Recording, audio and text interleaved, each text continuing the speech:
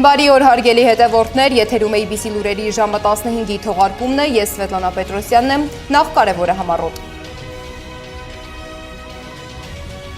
Նոր մանրամասներ Աջափնյակի դեպքից, ինչ մանրամասներ է հայտնել քննչական կոմիտեն։ Քաղաքապետը բարկացած է, աշխատանքները մեծ են, արդյունքը փոքր։ Բողոքի ակցիա ազգային ժողովի դիմաց, աշխատանքի ծավալը աճել է, աշխատավարձը նվազել, ինչ են պահանջում բուժաշխատողները։ Իրանն Ամերիկայի Միացյալ Նահանգների հետ հնարավոր գործարքի վերաբերյալ տեքստ է պատրաստում, ինչ է սպասվում Ժնևում։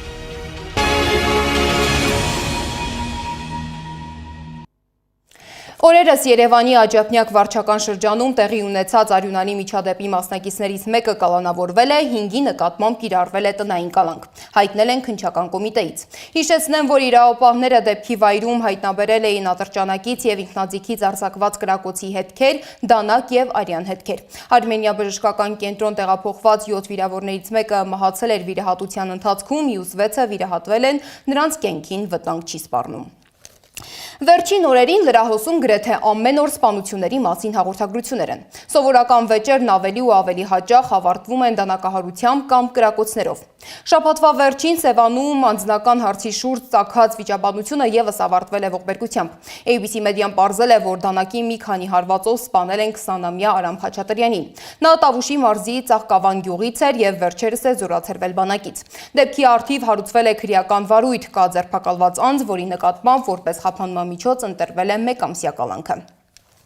Մահվան ևս մեկ դեպք այս անգամ Երևանում, հաղթանակամրջի տակ Հրազդան գետում փրկարարները տղամարդու դի են հայտնաբերել։ Ներքին գործերի նախարարությունը չի հրապարակել ինքնությունը, սակայն մամուլում շրջանառվող տեղեկությունների համաձայն մահացածը Կայազորի նախկին դատախազ Տիգրան Սուքիասյանն է։ Նախնական տվյալներով տեղի ունեցածը ինքնասպանություն է։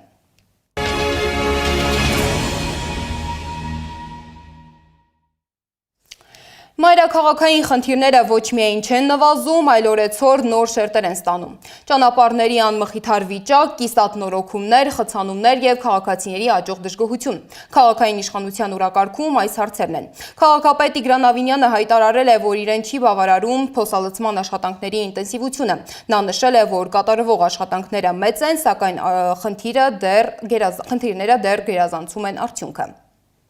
Բալավի մեկ ընկերությունը թող մի հատ իրան կարգի բերի։ Չէ, պարոն Սևոյան, հրավիրել պետք չի, պետք է մարդ դնել հետները, որովհետև երբ որ չկա վերահսկողություն, պարզվում է աշխատանքը ով ոնց կարա ինչ-որ մի բան պակաս անելու է։ Մի մարդ չունեք, գնա կողքները կանգնի տենա ինչ են անում։ Կամ լավ ասենք որ դառնա էլի, ասենք բիտումի վրա 2 կոպեկ ավել փող, ասենք վաղը չեն ունենա այլևս պատվեր, իրանք գիտակցում են դա։ Քաղաքային իշխանությունը շարունակում է խոսել նաև Աջափնյակ մետրոյի նոր կայարանի նախագծի մասին, սակայն դեռ չկառուցված կայարանի հարակից տարածքում արդեն նախատեսվում է բիզնես կենտրոնի կառուցում։ Տարածքում նախատեսված քաղաքաշինական ներդրումային ծրագրի երկփուլ մրցույթն արդեն կայացել է։ Նախավորակավորման փուլին մասնակցել են 7 միջազգային և տեղական ընկերություններ, որոնցից 2-ն են անցել հաջորդ փուլ։ Առաջարկի ներկայացման վերջնաժամկետը մարտի 3-ն է։ Եթե գործընթացը ընթանա ըստ ժամանակացույցի, աշխատանքները կսկսվեն հունիսի կեսից։ Աջափնյակի կայարանի կառուցման հատվածում մենք ունենանք մի որոշակի կամ բիզնես կենտրոն կամ այն ինչ որ այս ընկերություններից մեկը, որը որ կհաղթի կառաջարկի, որը ֆինանսապես բիզնես տրամաբանությամբ հետաքրքիր կլինի եւ որոշակիորեն նաեւ կմեղմի այն ծախսերը, որը իրականացնելու են կայարանի կառուցման համար։ Իսկ ազգային ժողովի դիմաց բողոքի ակցիա էին անցկացնում բուժաշխատողները։ Նրանք նամակ են հանձնել ազգային ժողովի նախագահին, պահանջելով խորհրդարանական լսումներ կազմակերպել առողջության համապարփակ և պարտադիր ապահովագրության ծրագրի բացերի և ռիսկերի վերաբերյալ։ Բողոքի ակցիայի ընթացքում առողջության իրավունք հասարակական կազմակերպության համահիմնադիր Անուշ Պողոսյանը հայտարարել է, որ համընդհանուր առողջապահության ապահովագրության համակարգի գործարկումից հետո բժիշկները աշխատավարձերը ստացել են ոչ միայն ուշացումով, այլև զգալիորեն ցածր։ Բժիշկները ստացել են իրենց առաջի ապահովագրության ներդրումից հետո աշխատավարձը բավականին ցածր թվերով և ուշացումով։ Հիվանդանոցային բլոկի աշխատողները ստացել են շուրջ 30% ցածր աշխատավարձներ, իսկ պոլիկլինիկաներում, այսինքն արտահիվանդանոցային բժշկական ծառայությունում մոտավորապես 2 անգամ, 2-ից 3 անգամ երբեմն ցածր եւ այս կառույցում շատ ավելի ցածր ստացել են բուժքույրերը, մայրապետերը, որտեղ բժիշկները եւ բուժքույրերը այնտեղ վարձատրվում էին per capita սկզբունքով, այսինքն գլխաքանակային սկզբունքով եւ այդ per capita սկզբունքով իրենց աշխատավարձը բավականին իջել է։ Եվ ցավոք սրտի բավականին ուշ են ստացել, այսինքն եթե չեմ սխալվում, փետրվարի 20-ին նոր իրենք աշխատավարձ ստացան, իսկ դրանից առաջ մենք տեսանք առողջապահության նախարարության հայտարարությունը, որ խնդրում ենք ըմբռնումով մոտենալ, որովհետև նոր համակարգ է, չենք կարողացել սա անենք, չենք հասցրել նա անենք։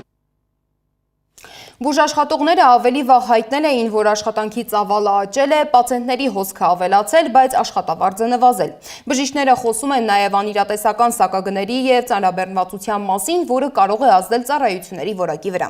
Ինչ է տեղի ունենում առողջապահական համակարգում և ինչու են բուժաշխատողները անցել կտրուկ քայլերի, Անահիտ Սարգսյանն է պարզել։ Առողջապահական համակարգում լարվածությունը չի նվազում։ Բուժաշխատողները ահազանգում են, աշխատածավալը կտրուկ աճել է, բայց վարձատրությունը նվազել։ Առողջության համընդհանուր ապահովագրության գործարկումից հետո այս ամիս բժիշկների մեծ մասը ստացել է 2-ից 3 անգամ պակաս աշխատավարձ, որոշ բուժհաստատություններում նաև ուշացումով։ Մասնավոր բժշկական կազմակերպությունում աշխատող բժիշկը տարակուսում է, թե ինչպես են պետական հիմնարկների որոշ նեղ մասնագետներ ընդունելի համարում կրկնապատկված ծանրաբեռնվածություն։ Ի սկզբանե փոխանցվող գումարը ընդհանրապես չի համապատասխանում իրականությանը։ Դուք պատկերացրեք 15-20 հազար խորհրդատվությունը, Երևան քաղաքում փոխանցվում է 3000 դրամ կամ 6000 դրամ։ Ուլտրաձայնային հետազոտության մասնագետ Կարինե Աղալարյանը շեշտում է. խնդիրը ապահովագրության գաղափարը չէ, այլ դրա կազմակերպումը։ Բողոքը նրա դեմ է, որ մեր ձայնը լսելի լինի, բժիշկների ձայնը լսելի լինի ու արվի որոշակի ուղումներ, փոփոխություններ։ Նրա խոսքով անընդունելի է այն մոտեցումը, ըստ որի հնարավոր է նույն պայմաններում սպասարկել ավելի մեծ թվով պացիենտների առանց որակի անկման։ Այսպես են իրենք մեկնաբանում, օրական նայում էինք 20-30 բուժառու, ստանում էինք 80,000 դրամ, 100,000 դրամ, հիմա կսպասարկենք 50, կստանանք 200,000 դրամ։ Այս մտածելակերպը ես չեմ կարողանում հասկանամ, ես էլի եմ ասում, մեզ պետք չի, որ քանակի հաշվին մենք որակ կորցնենք։ Մասնագետները պնդում են, սահմանված սակագները չեն արտացոլում իրական ծախսերը եւ հաճախ ձևավորվում են առանց ոլորտի հետ լայն քննարկումների։ Ավելին, նույն սակագնով ֆինանսավորվում են տարբեր բարդության եւ ռիսկայնության բժշկական միջամտություններ։ Նման առանց քննարկման, բուժաշխատողի աշխատավարձը 10 անգամ իջացնելով, պացիենտին իր օրինական իրավունքից զրկելով, մենք պետք է արձանագրենք, թե Եվրոպայի խորհուրդը ինչ արձագանք է տալիս։ Առողջության իրավունք հասարակական կազմակերպության համանախագահ Ծաղիկ Վարդանյանը անհրաժեշտ է համարում խորհրդարանական լսումները համակարգային այս խնդիրը քննարկելու համար։ Բուժաշխատողների արժանապատիվ աշխատավարձը եւ աշխատանքային գործունեությունը ապահովի։ Իսկ երեք խնդիրները պետք է կարողանան ապահովել եւ դրա համար կարծում եմ բավականին լուրջ ճանապարհ պետք է անցնել։ Այլապես սպասվում է պարզապես դադարեցում եւ նորից այսպես սկսում։ Բուժաշխատողները պատրաստվում են նամակով դիմել նաև համաշխարհային բանկին, պարզելու, թե ինչպես է ծախսվում տրամադրված $110 միլիոն վարկը, որը նախատեսված է համապարփակ առողջապահական ծածկույթի ապահովում ծրագրի իրականացման համար։ Բժիշկ Գևորգ Գրիգորյանի խոսքով փոխհատուցումների համակարգում բժշկին բաժին հասնող տոկոսը շարունակում է մնալ չնչին։ Գործողությունների հերթականությունը պետք է գնա ոչ թե միայն դեստրուկտիվ եղանակով, այլ պետք է փորձենք շտկել։ Եթե շտկելը չի անցնում, եթե որոշում ընդունող մարդիկ ունակ չեն լսել, այդ պարագայում կամաց ամեն հաջորդ քայլով էլ ավելի,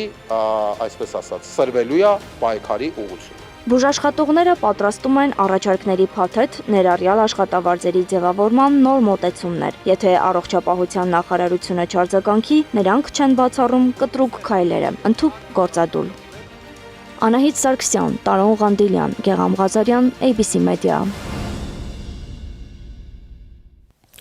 Սակայն խնդիրները միայն իրավական եւ առողջապահական դաշտում չեն։ Մտահոգիչ է նաեւ կրթական ոլորտի վիճակը։ Ազգային կրթության խորհուրդը վիճակագրություն է ներկայացրել, որտեղ նշվում է, որ Հայաստանի յուրաքանչյուր 6-րդ դպրոցը ենթակա է լուծարման, իսկ գյուղական բնակավայրերում յուրաքանչյուր 3-րդը։ Խորհրդի քննարկմանը ներկայ է եղել իմ գործընկեր Անահիտ Սարգսյանը։ Հայաստանի Հանրապետության յուրաքանչյուր 6-րդ դպրոց ենթակա է լուծարման, իսկ գյուղական բնակավայրերում յուրաքանչյուր 3-րդը։ Օրինակ Ամասիայում, որտեղ օրեր առաջ Ռուսաստանի Դաշնության քաղաքացիություն ունեցող ադրբեջանցիներ էին շրջում, նախատեսվում է փակել 19 դպրոցներից 15-ը, որտեղ սովորում են աշակերտների 40, իսկ աշխատում ուսուցիչների 60%-ը։ Այս տվյալները է հավաքել, մշակել եւ ներկայացնում է Ազգային կրթության խորհուրդը։ Սահմանամերձ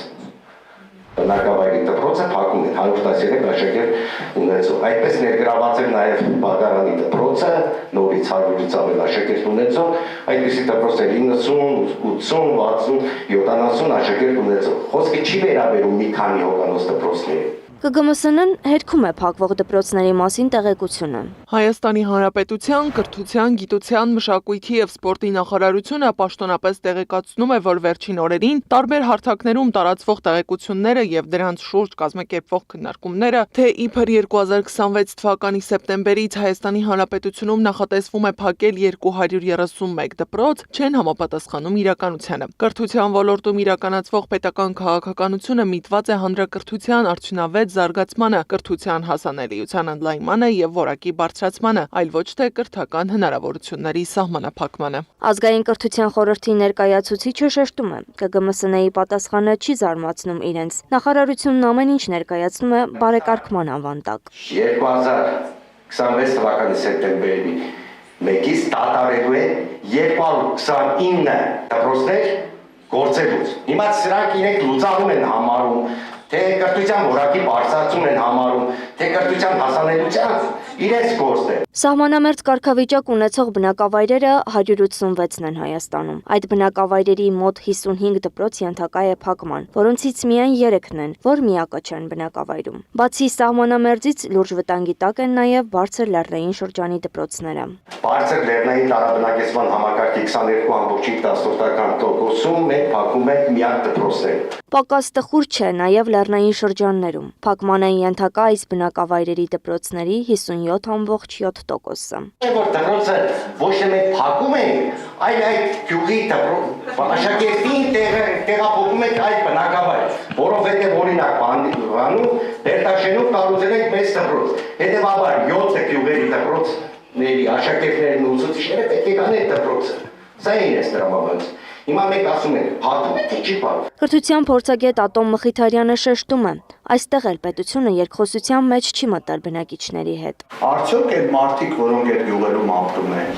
արդյոք տեղական ինքնակառավարման մարմինները, քիչ առաջ ասվեց մարզպետարաններ եւ այլն, այն մարդիկ, որոնք այդտեղ ապրում են, այդ մարդկանց ով է հարցրել։ Հանրային ազդարար իրավապաշտպան հասարակական կազմակերպության նախագահ Սեմեոն Բաբայանն էլ նշում է, որ կրթական ոլորտին վերաբերող քննարկումները այսպերգի երևացող կողմն են միայն։ Կրթությունը տեսանելի ինդիկատորն է մեր ժողովրդի, թե ինչա մեզ սպասվում։ Ազգային կրթության խորհուրդը եկել է մի եզրակացության։ Չպետք է թույլ տալ նման մեծ թվով դպրոցների փակումը։ Հակառակ դեպքում կունենանք հետևյալ տխուր արդյունքը՝ մանկավարժական կադրերի ոչնչացում, գյուղերի մահ արտագաղթման սպառնալիքով եւ սոցիալ-կրթական միջավայրի զրոյացում։ Անահիտ Սարգսյան, Էդիկ Մալաքյան, Աշոտ Բարբարյան, ABC Media։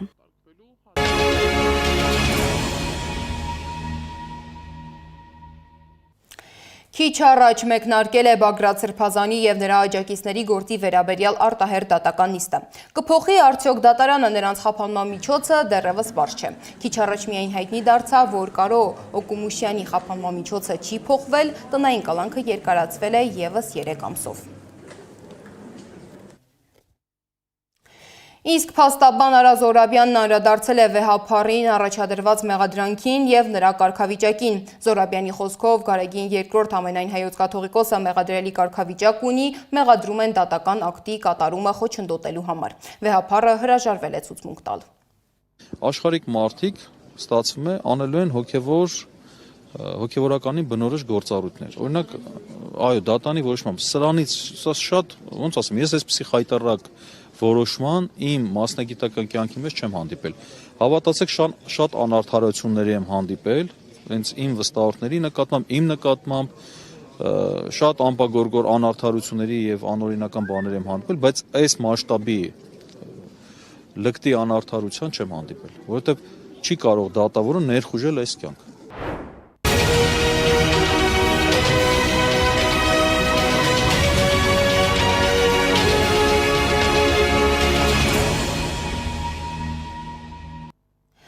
Իրանը պատրաստում է Ամերիկայի Միացյալ Նահանգների հետ հնարավոր գործարքի վերաբերյալ տեքստը։ Հայտարարել է Իրանի արտաքին գործերի նախարարության պաշտոնական ներկայացուցիչ Էսմայիլ Բաղային, ընդգծելով, որ ժամանակավոր համաձայնության մասին շրջանառվող պնդումները անհիմն են։ Իսկ Իրանի արտաքին գործերի նախարար Աբբաս Արաղչին հայտնել է, որ հնարավոր է փետրվարի 26-ին Ժնևում հանդիպի Ամերիկայի Միացյալ Նահանգների ներկայացուցիչ Սթիվ Ուիթկոֆի հետ։ Նրա խոսքով Իրանի միջուկային ծրագրի վերաբերյալ Միացյալ Նահանգների հետ համաձայնագրի կնքումը հնարավոր է, եթե այն ներառի պատժամիջոցների վերացումը։ Միևնույն ժամանակ Թեհրանը զգուշացնում է, ԱՄՆ-ի հարձակման դեպքում կթիրախավորի տարածաշրջանում տեղակայված ամերիկյան ռազմաբազաները։ Որպես ինքնիշխան պետություն մենք ինքներս իրավունք ունենք որոշելու միջուկային ծրագրի ընթացքը։ Ամերիկյան կողմը ծանոթ է մեր դիրքորոշմանը։ Այս պահին բանակցում ենք միայն միջուկային ծրագրի շուրջ, այլ թեմա չկա։ Միջուկային հարցը ռազմական լուծում ունենալ չի կարող։ Իրանը պատրաստ է գործակցել ԱՄԷԳ-ի հետ պայմանավորվածությունների համաձայն։ Միջուկային օբյեկտների նկատմամբ վերահսկողության հաստատումը ընդունելի տարբերակ է։